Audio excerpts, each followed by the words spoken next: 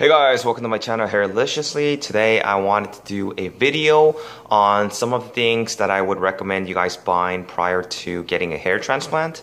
The following things that I'm going to be discussing really made my journey a whole lot more smoother. And so I wanted to share with you guys some of the things that has really worked for me. Before I get started, I wanted to show you guys the progress of my hair. Here's how it looks. Everything's grown in really well. The hair is getting pretty thick, and I've just been kind of putting it in the back. But yeah, here's how it looks. Alright, so let's get started. Number one, I found a travel pillow, or it's also known as a neck pillow, that's really been useful, especially right after my hair transplant. And so regardless of the type of hair transplant that you guys got, whether it was FUE or FUT, you want to minimize the friction and tension on the sutured donor area or the areas in the back of your scalp where they extracted the grafts, especially when you go to sleep.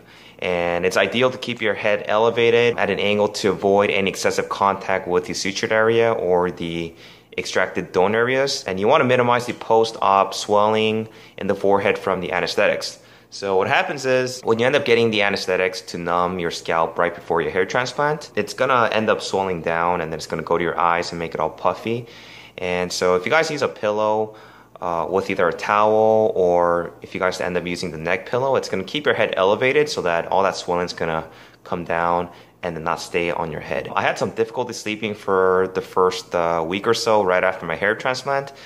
Simply because I was paranoid that I was going to move around in my sleep and then dislodge any grafts. But the good thing about the neck pillow was that it kept my head stabilized from me being able to move around, and then it also helped me to minimize the contact that I would have had that could have possibly dislodged any grafts. Alright, number two, a saline solution spray. So most hair transplant doctors are going to give you guys these sprays so that you guys can spray it on your the recipient area. The purpose of the saline solution spray is to keep the wounds clean, both the donor and the recipient areas, and to keep the infection to a minimum. So you always want to keep the recipient area moist so that you can prevent and minimize any scabs and crusts from forming. So in my case, my clinic wanted me to come the day after I've had my hair transplant, and so they wanted to wash the hair and the scalp and to make sure that I didn't have any infections or anything like that.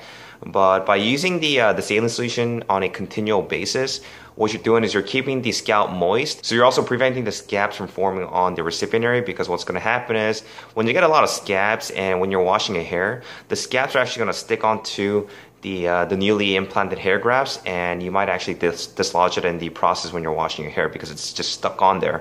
So what you really want to do is you want to get some saline solution spray and then spray it every 30 minutes or once every hour or so that you guys can keep the scalp moist and then prevent any of the scabs from forming. Alright, number three is a pimple extractor tool. So you guys might think, why the hell would you want a pimple extractor tool right after a hair transplant? During the first I want to say the first 10 to 14 days right after a hair transplant, you want to avoid touching your scalp because it takes about 10 to 14 days for the implanted hairs to be permanently anchored into your scalp. And so, like I said, you don't want to touch it, but occasionally after about a month or two, you're going to get some pimples on your scalp because it's going to get irritated and there's going to be new hairs that's going to be growing in. Most times the pimples are going to go away on their own, but on those occasions where it's just very big and it's just very yellow and ripe, you want to pop them because it's going to cause further irritation. So the good thing about the pimple extractor tool is that it focuses on one area or on that one pimple, and it works better than using your hands, because if you use your hands, it's going to get in the way and then you might actually cause further infection. The good thing about this pimple extractor tool is that it, like I said, it's going to focus on one area and then get the job done nice and clean.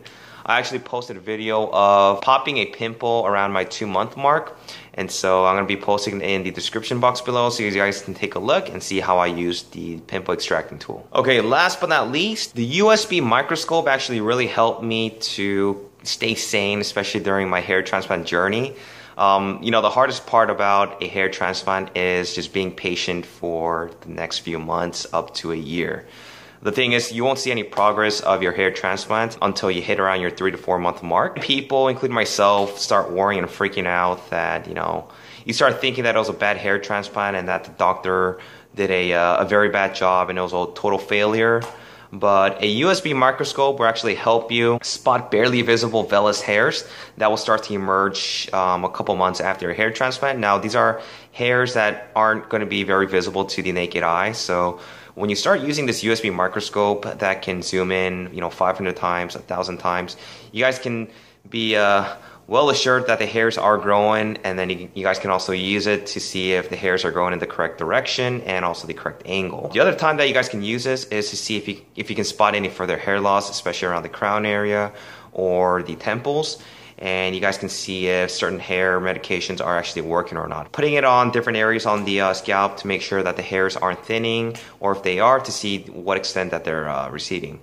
And so that's pretty much it, guys. There's 4 things that really helped me out right after my hair transplant journey. I still use them, especially the microscope, to check for any recessions, especially around the temples or anything like that. The Pimple Extractor tool is really nice. So everything's been really good. So I just wanted to share with you guys some of the things that really helped me out during my hair transplant journey. If you guys have any questions, let me know. Let me know if anything else helped you guys with this hair transplant journey, and I can add it to my list. But thanks for watching, guys, and I will talk to you guys soon. Take care.